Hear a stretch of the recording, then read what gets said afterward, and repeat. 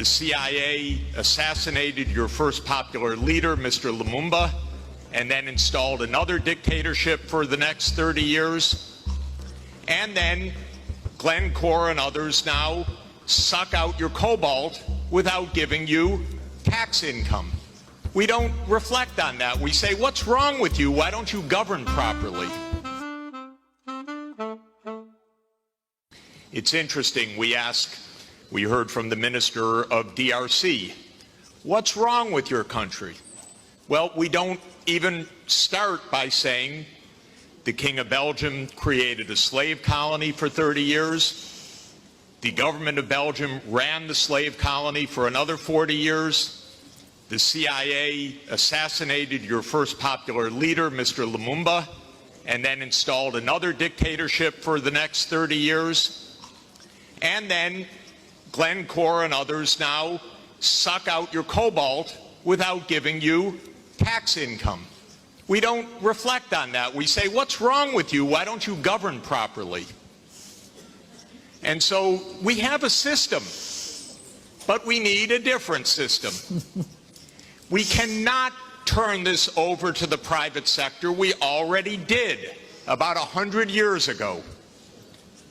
Not only to the private sector with the U.S. military behind it, with the defense of these property rights in the Minister of Honduras's country, where United Fruit ran the country for a long time.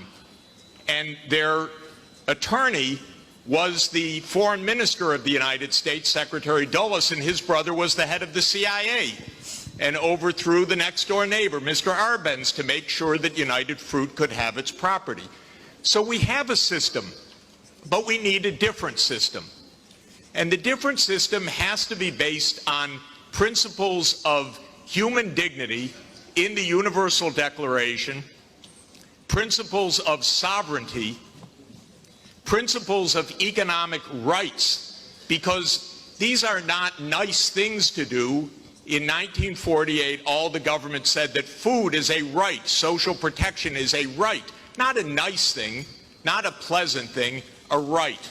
That was 73 years ago. The SDGs are nothing more than our generation's attempt to honor the Universal Declaration of Human Rights. I come from a country that not only doesn't care about the world's poor, it doesn't even care about its own poor.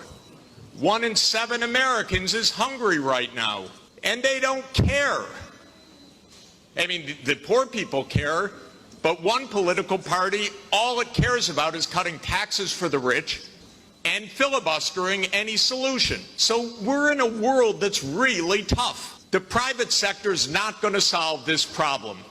I'm sorry to say to all of the private sector leaders, behave, pay your taxes, follow the rules. That's what you should do.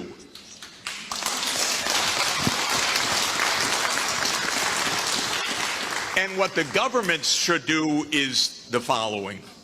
They won't, but they should. First, the G20 should become the G21 by inviting systemically the chairperson of the African Union and the African Union to be the 21st country.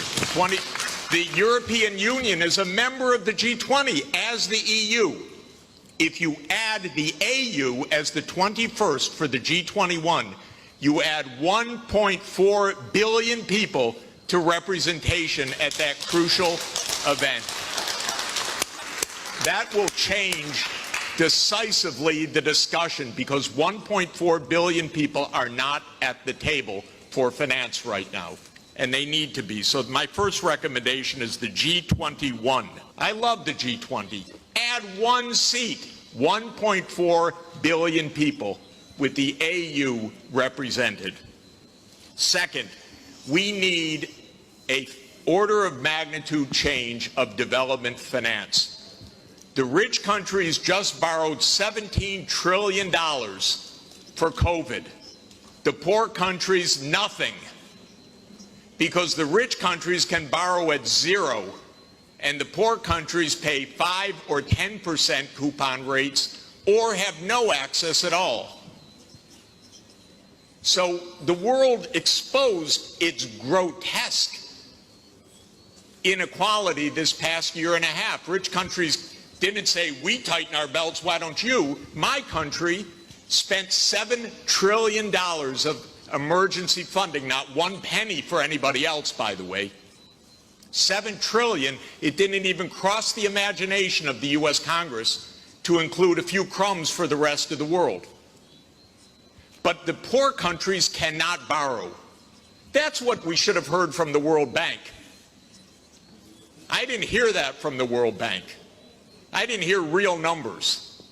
Real numbers are in trillions right now because the world economy is $100 trillion a year. But we don't talk about real numbers. But my job, all I know in this world is long division. Divide by 100 trillion and then see whether you're talking about something real or not. By the way, for COVID vaccines, what we really need is for the United States to sit down with China, with Russia, with the European Union and the UK one day around the table and allocate these vaccines rather than hoarding them. That's all it would take. The final thing is we need the UN as the core and central institution of this world, period. Because this is the only way we're going to have a civilized world is a strong UN. And it cannot be that the whole UN budget is less than my neighborhood's budget in New York. The UN core budget this year is $3 billion. New York City's budget is $100 billion. And then we say, why don't things work well? Because the rich are hoarding everything. Final point, rather than our 3 billionaires going in space, well, they could go into space and stay there and leave their money behind. That would be one idea. But another idea is we have 2,775 billionaires on the current list.